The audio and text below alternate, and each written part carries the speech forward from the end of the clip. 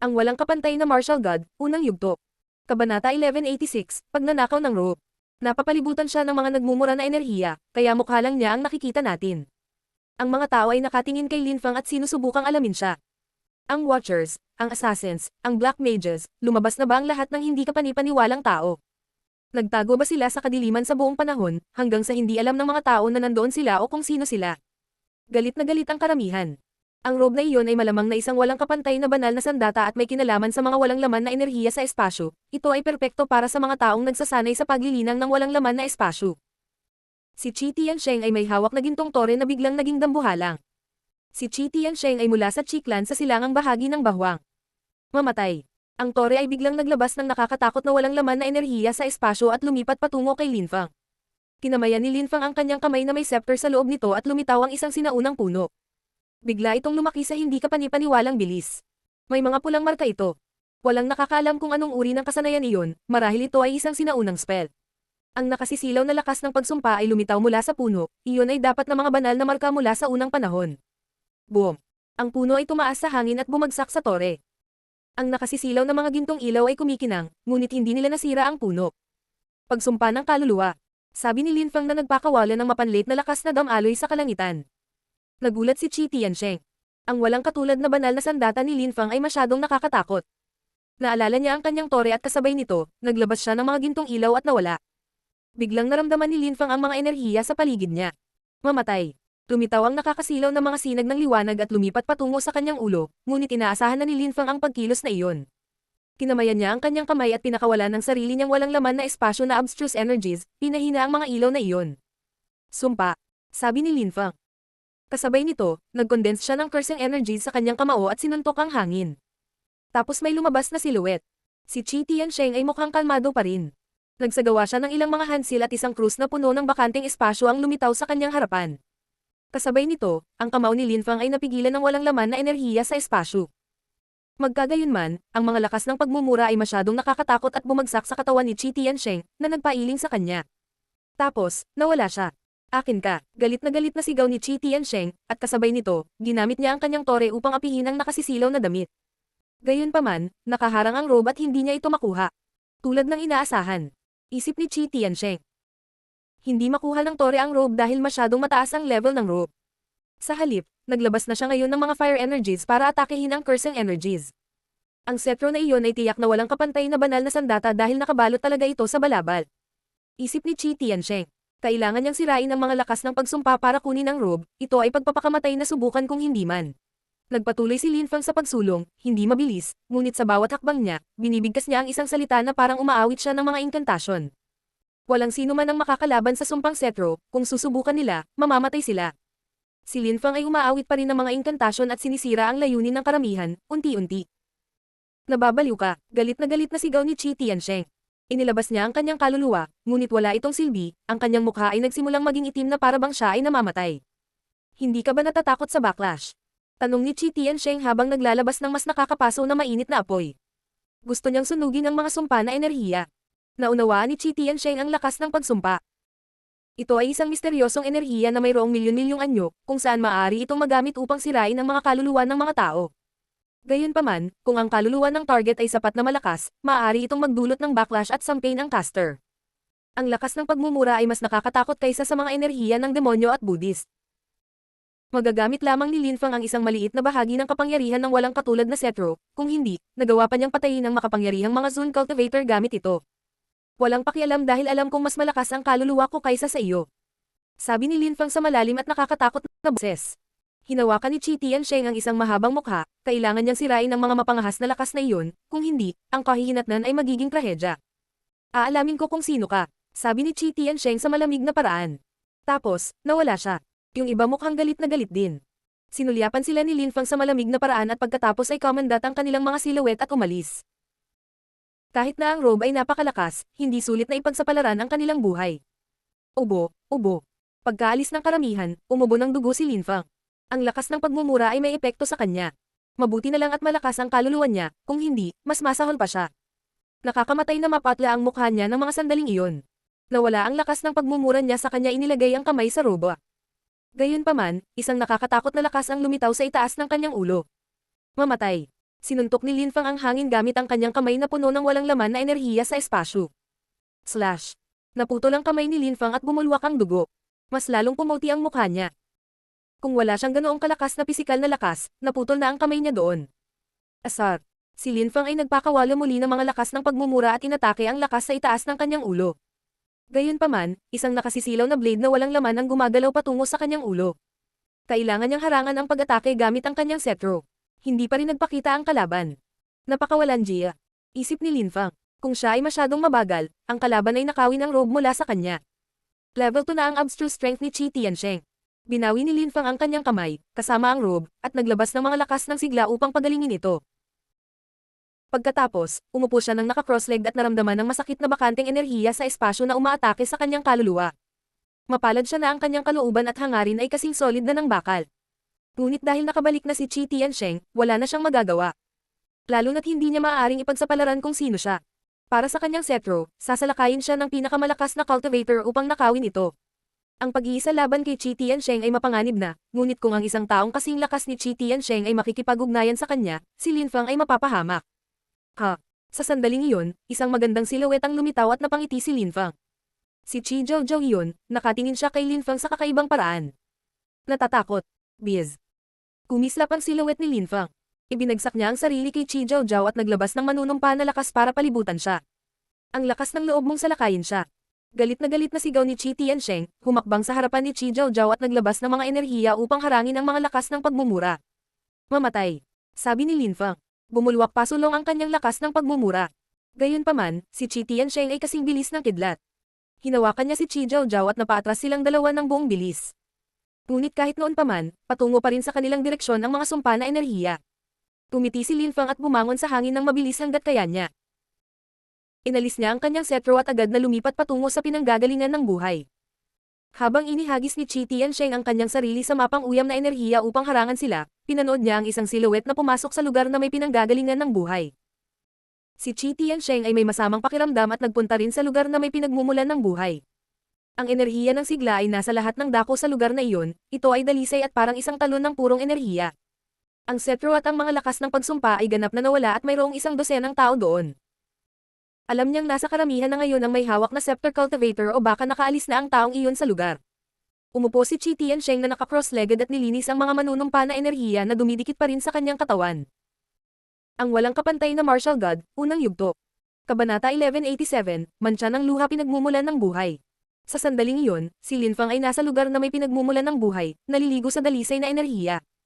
Hinubad na niya ang maskara niya. Mula sa labas, ang lugar ng pinagmumulan ng buhay ay tila maliit, tulad ng isang fountain.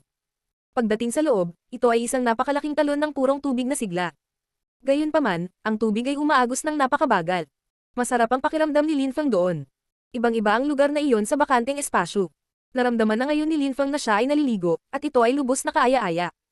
Lakas ng sigla. Si Linfang ay naliligo at ang kanyang dugo ay mas lumalaganap. Ang masakit na sensasyon na naramdaman niya mula nang ang bakanteng espasyo ay naglalaho na ngayon. Patuloy siyang lumalaban sa agos ng talon. Kahit alam niyang nandoon si Qi Tiansheng, hindi niya ito nilinggan. Kung hindi niya ginamit ang kanyang setro laban kay Qi Tiansheng, siguradong matatalo na siya. Ngayon ay kailangan niyang maging maingat sa paggamit ng setro, ngunit hindi niya maipakita sa lahat na mayroon siya nito. Nasa tubig din ang ilang magagandang babae. Yiren Lei, Zhu Biao, Fang Zuan at Meng Qing. Hinahanap nila ang mismong pinagmulan. Gayunpaman, kahit na ang tubig ay mainit at kaaya-ayang pagpasok, naglalaman din ito ng isang hindi kapani-paniwalang lakas na tila bumabagsak mula sa langit, at ito ay mapang-api. Kahit sa lakas niya, hindi makaakyat si Yiren Lei. Si Linfang ay may malakas na pisikal na katawan at isang purple na buto ng kapalaran na nagbigay sa kanya ng hindi kapani-paniwalang sigla. Tumayo siya at dumaan pa sa harap ng ilang tao. May mga taong nakakita sa kanya, ang mga nakakasama niya ay lahat ngumingiti sa napakarilag na paraan. Interesado rin si Prinsipe Lin sa mantsa ng pagkasira ng sigla. Sabi ni Yiren Lei na nakatingin kay Linfang at nakangiti. Siya ay mas mataas kaysa sa kanya ngayon. Napakaganda mo, tulad ng isang celestial na nilalang. Para ka ring asawa ko. Hahanapin ko ang bahid ng luhang sinasabi mo. Nakangiting sabi ni Linfang. Kahit na hindi niya kaaway ang lahat ng tao doon, kumbinsido siya na kailangan niyang lumaban kung may magandang lalabas. Sana magtagumpay ka, sabi ni Yiren Lei na nakangiti ng nakakaakit. May isang babae sa di kalayuan sa kanya at maganda rin siya. Kahit na hindi siya isa sa 4 na pinakamagandang babae mula sa lalawigan ng Bahwang, napakaganda niya. Kamukha niya si Yiren Lei. parang malamig na plum sa kanyang ikatlong mata. Bukod sa mga magagandang babae na iyon, mayroon ding 4 na binata. Nakilala ni Lin Fang ang isa sa 2 lalaki sa harapan, siya ay si Zhang Renyu. Ang isa naman ay isang binata na nakaputing damit na may maringal na chi, mukha siyang bayani. Sinabi sa kanya ni Yuan Fei ang tungkol sa taong iyon, si Wen Tiange iyon mula sa Wen clan. Kawili-wili. Isip ni Lin Fang. 2 sa pinakamalakas na cultivator ang naroon. Ang tubig ay umaagos papunta kay Lin Fang, na pumipigil sa kanya na kumilos ng mas mabilis. Napakalaking pagkakaiba. Naisip ni Lin Fang na nakatingin kay Li Renlei at sa iba pa. Meng Qing, sumuko na tayo. Sabi ni Lin Fang na biglang ngumiti kay Meng Qing at gumagamit ng telepathy. Masyadong mahalaga ang distansya, naisip ni Lin Fang na hindi sila makakarating sa mantsa ng luha. Tumango si Meng Qing. Wala siyang pakialam, hindi siya kasing lakas ni Lin Fang. Dahil sinabi niyang gusto na niyang sumuko at mahinahong ngumiti, ngumiti rin siya. Umupo si Lin Fang na naka-cross-legged at naramdaman ang enerhiya ng sigla. Isang hagong na tunog ang kumalat sa hangin. Naramdaman ni Lin Fang ang mainit na enerhiya na dumaan sa tabi niya. Binuksan niya ang kanyang mga mata at nakita si Qi Tiansheng, ninakawan pa niya ito ng tingin. Naisip ni Qi Tiansheng na kahit sino ang naroon, babae o lalaki, kahit sino ay maaaring itago ang kanilang mukha, ang kanilang chi at maging ang kanilang boses. Kaya ang may setro ay maaaring sinuman. Siyempre, baka wala na rin yung may setro. Mas mabilis akong makarecover dito. Isip ni Lin Fang. Itinaas ni Lin Fang ang kanyang ulo at nakita ang mga walang laman na enerhiya sa espasyo na nakapalibot kay Qi Tiansheng. Nakapagtataka, si Qi Tiansheng ay mas mabilis kaysa sa iba. Kung gustong lumahok ni Qi Tiansheng, may kalamangan siya sa lahat ng iba pa. Mas kawili-wili pa, naisip ni Lin Fang na nakangiti na para bang ang lahat ng mga bagay na ito ay walang kinalaman sa kanya. Kalmado lang niyang pinag-aralan ang vitality energies. Bago pumunta sa lugar na iyon, nai-level na niya ang lahat ng uri ng kanyang layunin sa ika-9 na antas, kaya mas madali para sa kanya na maunawaan ang mga abstruse energies ngayon. Alam niya na hindi siya masyadong malakas, ngunit tiwala siya na ang kanyang mga kakayahan sa pag-unawa ay higit sa karaniwan. Naiintindihan niya ang lahat ng pinag-aralan niya. Mabagal na lumipas ang oras at pagkatapos ay narinig ang mga dagandong. Ilang tao ang nakalapit sa pinagmumulan ng buhay, naabutan sila ni Qi Tiansheng at ngayon ay gusto niyang nakawin ang kayamanan. Gayunpaman, hindi siya hinayaan ni Li Renlei at Wen Tiange na makuha ito. Si Li Renlei ay naglalabas ng mga nakakatuwang enerhiya ng pang-aakit. Maging si Qi Tiansheng ay naimpluwensyahan ng kanyang kagandahan. Bukod dito, alam din ni Li Renlei kung paano gumamit ng illusion abstruse energies. Mabilis na pinalibutan ng kanyang mga enerhiya si Qi Tiansheng, kahit na ang kanyang mapanirang walang laman na enerhiya sa espasyo ay hindi kayang sirain ang kanyang enerhiya. Malakas din si Wen Tiange. Nang igalaw niya ang kanyang espada, pakiramdam ng mga tao ay mamamatay na sila.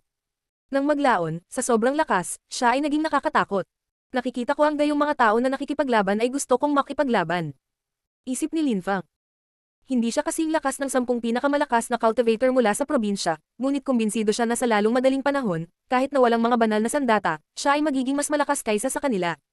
Meng Qing, huwag kang sumali sa laban na iyan. Dapat kang maghanap ng lugar na gusto mo o manatili dito upang pag-aralan ang enerhiya ng sigla. Hindi mo na ako kailangang sundan. Sabi ni Lin Fang kay Meng Qing. Pagkatapos ay dali-dali siyang tumalikod at umalis patungo sa lugar ng hangin. Nagkaroon na ng labanan doon at may nakakuha ng kayamanan ng espesyal na lugar na iyon. Mayroon na ngayong 2-3 tao ang nakakaramdam ng lakas ng hangin. Nakahanap si Lin Fang ng lugar na mauupuan at pinag-aralan ang lakas ng hangin.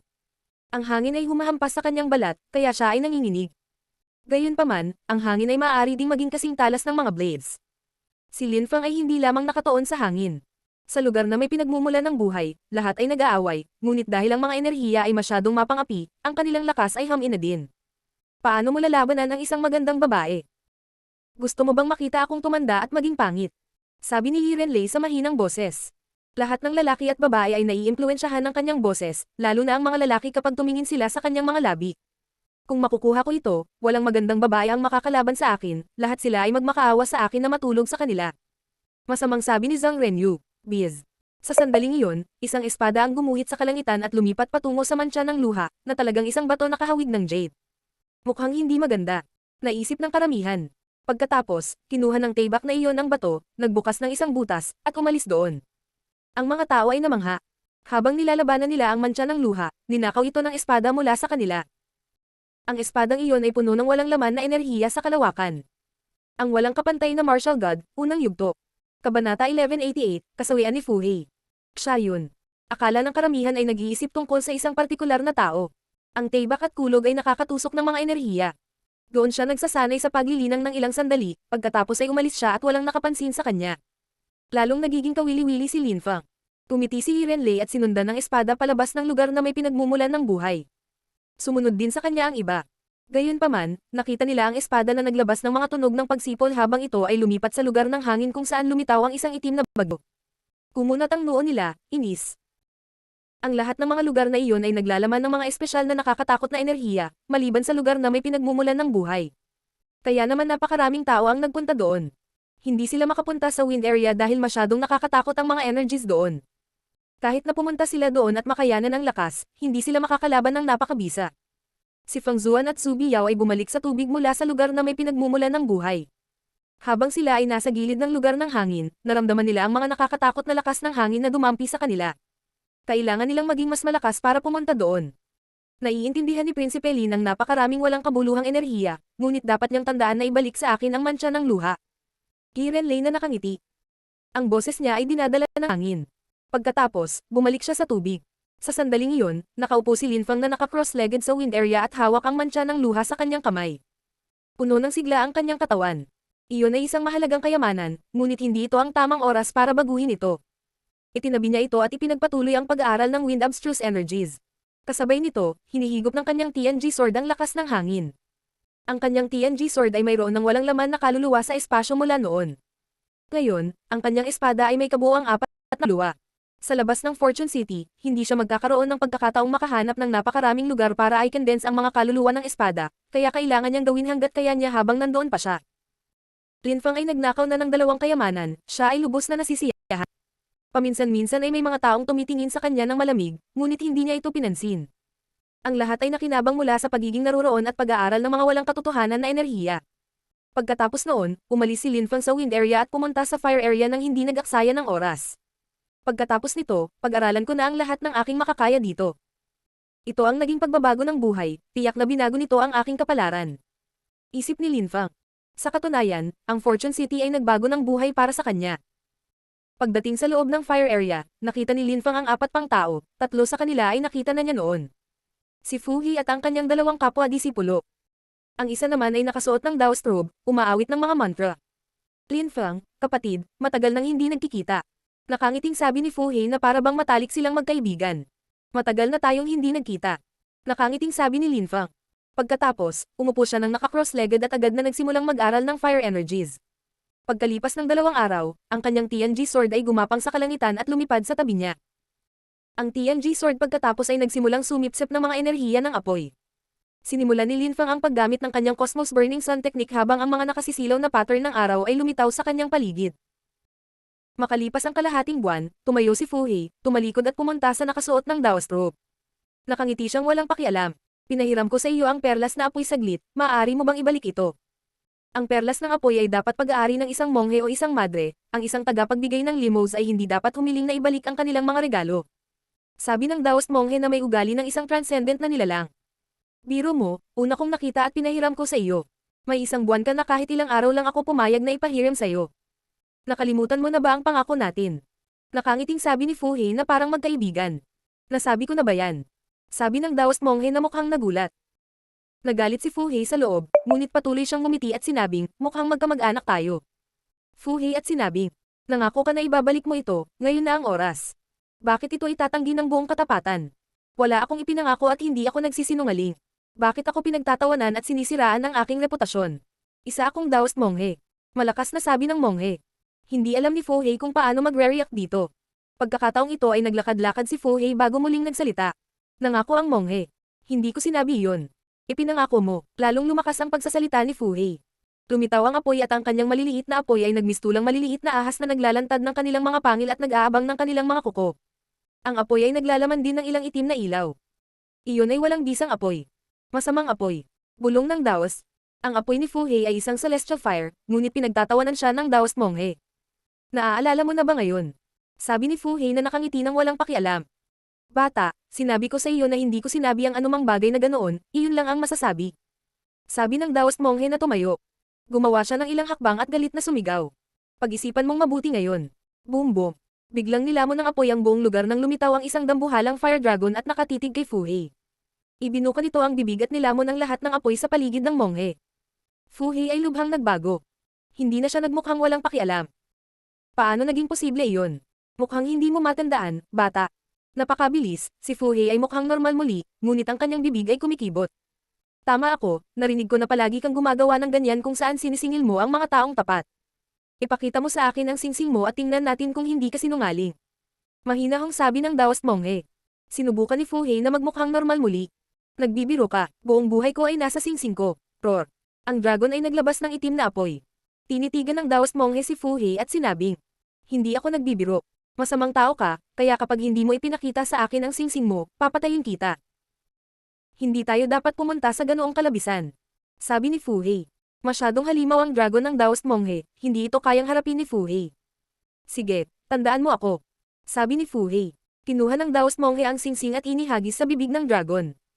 Sa malakas na apoy nito, sinira nito ang koneksyon sa pagitan ng Fuhei at ng singsing.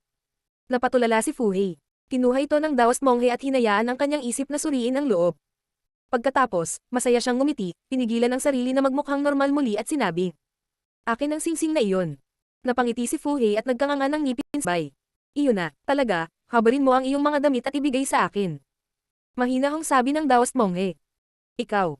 Alisin mo sila. Agresibong sabi ng Monghe. Ang dragon ay nagluwa muli ng ilang apoy.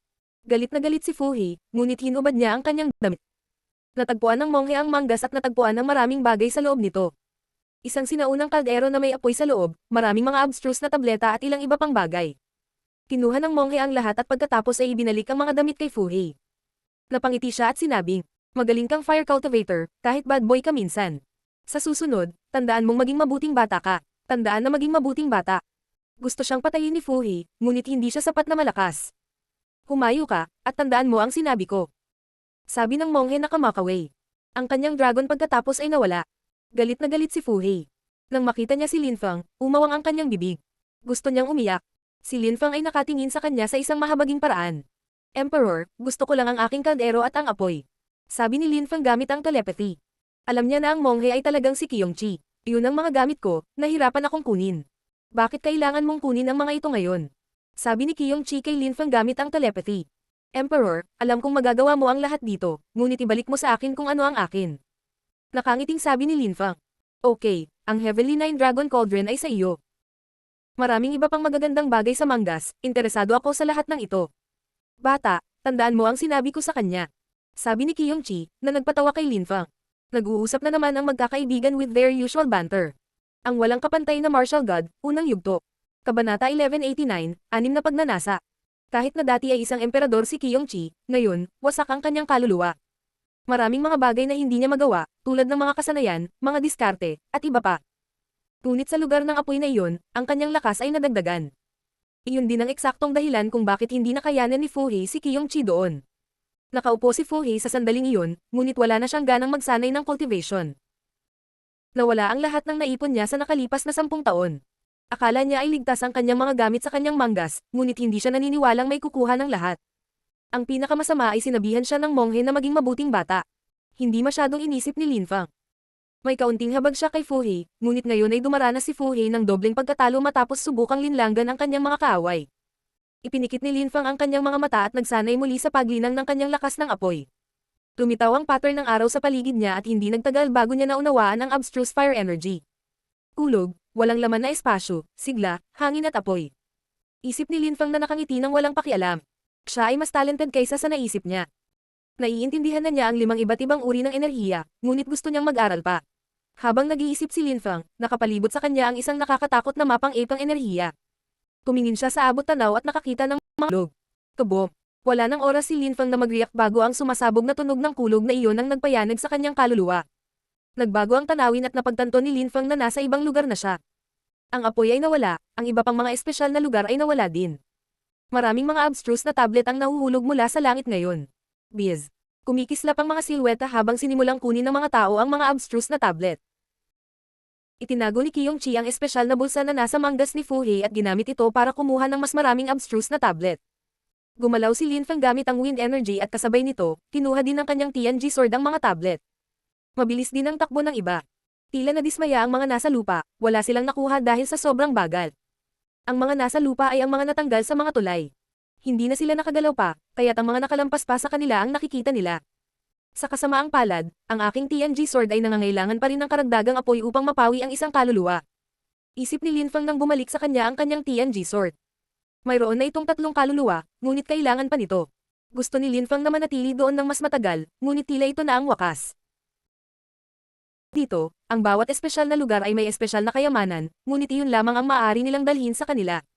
Sinubukan ni Linfang na kumuha ng tubig mula sa pinagmumulan ng buhay ngunit hindi niya magawa, para bang ang tubig ay may ilang mahiwagang katangian. Agad itong nawala nang umalis siya. Kahit na ang mga walang kwentang lakas na naramdaman nila ay hindi totoo. Pagkatapos ng perpektong pag-unawa sa mga abstruse energies, maaaring kailanganin ni Linfang ng 1 taon upang lumikha ng pinagmulan ng liwanag, o isang lugar ng apoy, ngunit iyon ay isang hypothesis lamang. Bukod sa malalakas na cultivator mula sa Fortune City, hindi maraming malalakas na cultivator ang makakagawa niyan. Sinulyapan ni Linfang ang karamihan, mula sa 100 tao, 30 na lang ang natitira. Ang iba ay malamang na pinatay. Kunin ang kayamanan mula sa pinagmulan ng buhay. Sabi ni Zhang Renyu sa malamig na paraan, lumapag sa harap ni Linfang. Mukha siyang masama at ang kanyang chi ay napakalakas. Lalong lumakas ang lakas ng hangin niya. Ang kayamanan mula sa pinagmulan ng buhay. Tumingin ang karamihan kay Linfang. May mga kayamanan sa bawat lugar, kaya lahat ay maaaring magkaroon ng isang kayamanan. Baka ikaw ang meron ito. Sabi ni Linfang. Hindi mo magagamit ang mantsa ng luha sa iyong kasalukuyang lakas. Mas mabuti kung ang isang tulad ni Renlei ay mayroon nito, o ako. Nakangiting sabi ni Zhenyu. Hindi naman siya mukhang aatake, gusto lang niyang magselos ang ibang tao. Sana maibigay mo rin sa akin. Sabi ni Renlei na nakangiti ng nakakaakit.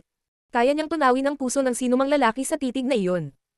Nagbibiro ka, kung wala akong asawa, ibibigay ko sa iyo ang kahit ano. Sabi ni Linfang na nakangiti ngunit tumatanggi. Oh, ang cute, mahal na mahal mo ang asawa mo. Maaari akong kumanta ng isang kanta para sa iyo kung gusto mo. Umupo si Renlei na nakakrus ang paa. Mukha siyang nymph. Pagkatapos ay lumitaw ang isang scyther sa kanyang harapan. Celestial na kudyaryo ng 6 na pagnanasa. Ang karamihan ay namangha. Linfang, mag-ingat, ang celestial na scyther ng 6 na pagnanasa ay tinatawag ding demonyong scyther ng 6 na pagnanasa. Naglalaman ito ng mga abstruse na enerhiya mula sa 6 na pagnanasa. Nakakabaliw pa nga ang isang demonyo. Sabi ni Yuan Fei kay Linfang gamit ang telepathy. Gusto talaga ni Renlei ang mantsa ng luha ni Linfang. Kahit na napakalakas at determinadong mga lalaki ay maaaring talunin sa pamamagitan ng pakikinig sa awit ng 6 na pagnanasa. Hindi ganoon kataas ang cultivation level ni Linfang, kaya medyo nagpapalaki ka sa paghugot niyan. Nakangiting sabi ni Xiao Dai. Bakit pinag-uusapan ang pagkatalo o tagumpay? Sana lang magkaroon ako ng katulad ni Linfang sa buhay ko. Kung mahal niya ang kanyang asawa, mapatunayan niya ito sa pamamagitan ng pagharap sa aking musika. Tsaka hindi ko masyadong ma-play yung kanta. Bahagi lang nito, kaya huwag kang mag-alala. Nakangiting sabi ni Renlei. Wala akong gagawing masama kay Linfang. Nakangiting sabi ni Renlei. Pagkatapos, nagsimulang sumayaw ang kanyang mga kamay sa mga kwerdas ng instrumento. Pakikinggan ko ang iyong kanta ng masaya, ito ay aking karangalan. Nakangiting sabi ni Linfang. Nanginginig ang kanyang kaluluwa, ngunit ngumiti siya at umupo. Ito ay isang ilusyon. Naisip ni Linfang na nagpapaalala sa kanyang sarili na ang musikang iyon ay makapagpapahalusinate ng mga tao. Ang araw ay sumikat, ang mga ulap ay gumalaw kasabay ng hangin, ang mga ibon ay umaawit, kahit na ang mga bulaklak ay umaamoy. Ito ay higit na kagandahan kaysa sa maaaring makuha ng isa ng sabay-sabay. Naramdaman ni Linfang na gumugol siya ng ilang araw doon, sa magandang tanawin na iyon. Maganda ang tanawin, araw-araw ay lalong tumitindi ang kanyang pagnanasa. After a serene number of days, sa di kalayuan, nakita niya ang isang magandang babae na napakaakit at nakangiti ito sa kanya. Lumapit siya kay Linfang at ngumiti. Slash. Ang espada ni Linfang ay gumuhit sa kalangitan at tinaga ang Celestial Girl. Bumibilis na naman ang tibok ng puso niya at nakaramdam siya ng awa. Ang buhay ay maikli, paano ko ito masasayang sa mga walang kabuluhang ito? Isip ni Linfang. Nandoon pa rin ang Celestial Girl, hindi naman siya nasaktan. Mamatay. Tumakbo si Linfang sa abot ng kanyang makakaya. Napakalupit mo. Sabi mo gusto mong pumatay ng magandang babae. Sabi ng isang boses sa sandaling iyon. Si Renlei iyon at nakangiti siya sa napaka-wrangle na paraan. Ilusyon lang, syempre gusto kong sirain. Magkasama lang kami sa ilusyon, kaya halos totoo. Kung kusa mong ibibigay sa akin ang mantsa ng luha, mababayaran ko ito ng mataas. Walang makakaalam kung ano ang nangyari sa ilusyon. Kaya kung magbihis bilang katulong kung gusto mo. Sinabi niya ito sa paraang mapang-akit at mapang-akit. Pakiramdam ni Linfang ay susuko na siya sa kanyang mga pagnanasa. Ang nangyayari sa ilusyon ay totoo. Naglakad si Renlei patungo kay Linfang, na unti-unting nahuhulog ang kanyang mga damit sa kanyang mga balikat. Nagsimulang tumibok ang puso ni Linfang. Nakatitig siya ngayon sa dibdib ng dalaga. Pakiramdam niya ay sisabog na siya. Hindi niya napigilan ang sarili habang patuloy na dumudulas ang damit nito. Ang walang kapantay na martial god, unang yugto. Kabanata 1190, resulta. Tumingin si Lin Fang sa kanya. Ang kanyang mga mata, ang kanyang katawan. Hindi niya napigilan. Kung gusto mo ako, maaari mo akong makuha, maging banayad lang. Sabi ni Yiren Lei sa malumanay na boses, ngunit nahihiya. Namula ang mukha niya. Ngunit pagkatapos ay unti-unti, sinubukan niyang magmukhang normal muli. Sabi mo tayong dalawa lang ang nasa ilusyon at walang makakakita sa atin.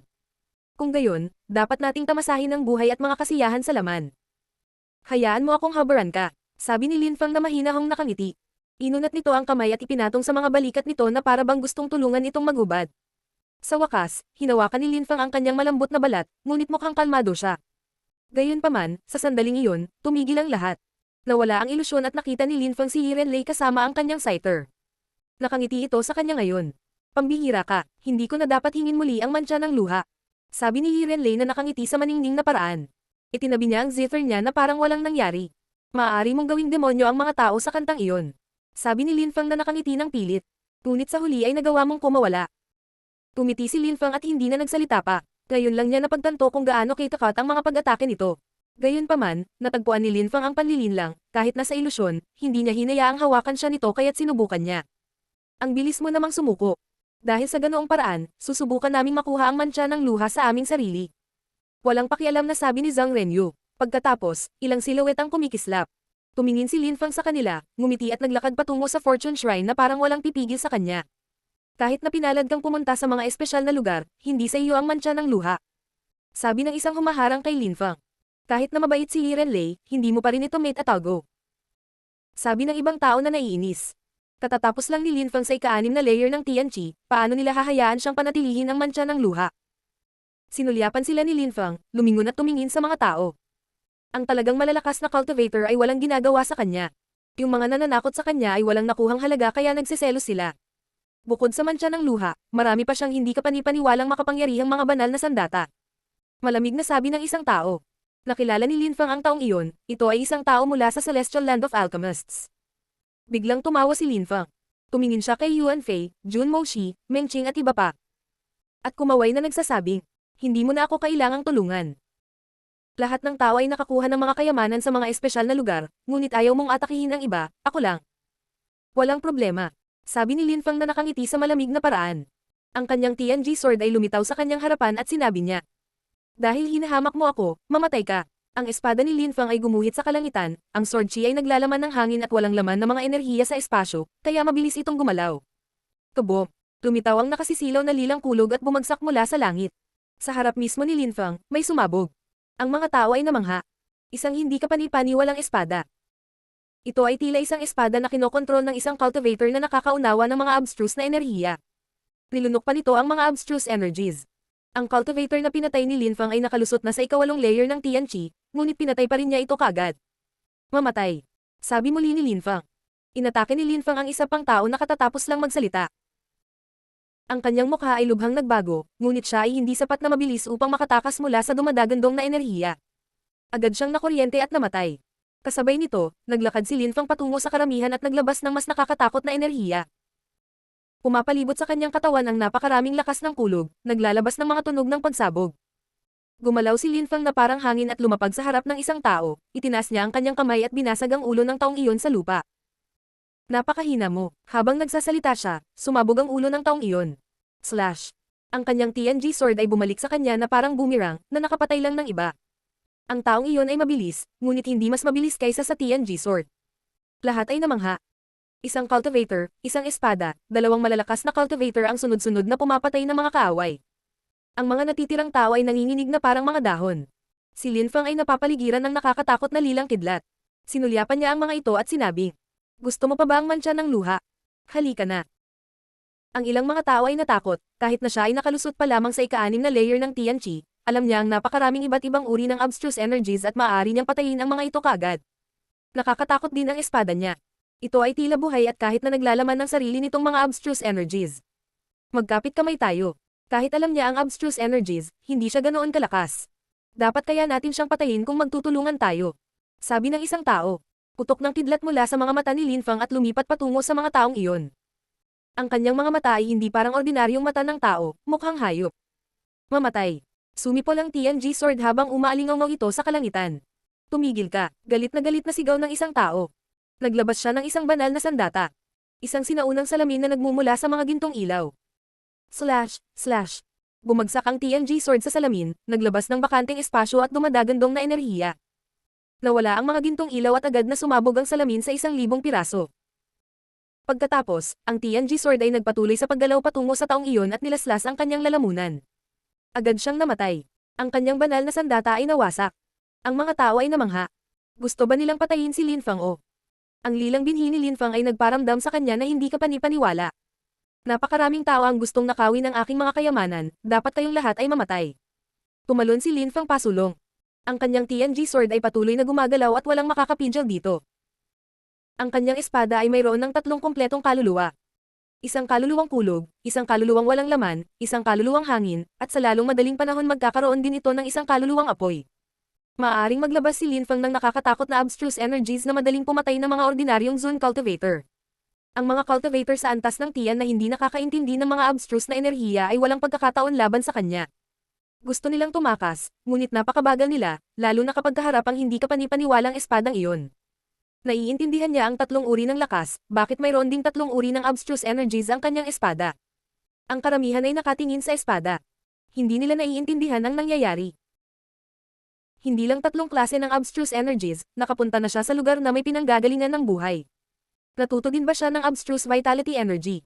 Naisip ng mga taong nakakaalam kung nasaan si Lin Fang. Naiintindihan din niya ang layunin ng apoy at gusto niyang matuto ng hindi kapanipaniwalang enerhiya ng apoy. Sabi ni Fu Hei. Posible bang naunawaan ni Lin Fang ang 4 na uri ng mga abstruse na enerhiya? Kahit na naiintindihan niya ang 4 na uri ng abstruse energies, paanong ang kanyang sword ay makakapaglabas ng enerhiya ng mag-isa nang hindi kailangang hawakan ito ni Lin Fang sa kanyang mga kamay? Hindi naintindihan ng mga tao na kahit na dumating sila dito. 2 tao ang hindi nagulat. Kilala ni Li Renlei ang isang taong lumitaw 5,000 taon na ang nakalilipas na katulad niya.